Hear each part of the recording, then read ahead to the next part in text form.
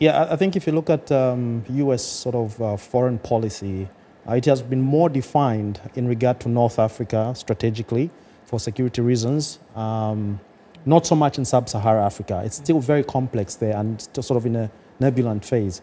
But ideally, if you look at the three countries, Senegal, Tanzania, and South Africa, they are all coastal states, very strategic.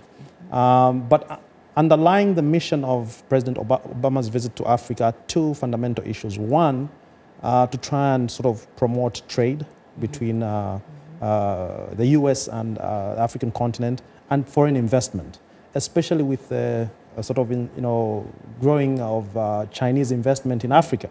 So that's bringing in a dimension. But coming to the specific issue of Kenya, the Kenyan experience, I think, tells a very interesting political story in the sense that I think ideally, from a strategic point of view, it may not be a wise decision for President Obama to go to Kenya at this stage, given why that, not? Everyone's asking why not? It's the most obvious of reasons. Why not? If you look at Kagelo, where they want if you look at Senegal, you look at Tanzania and South Africa, these are stable democracies.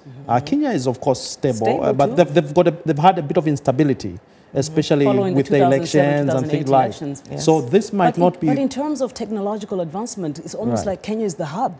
Yeah. Some would say.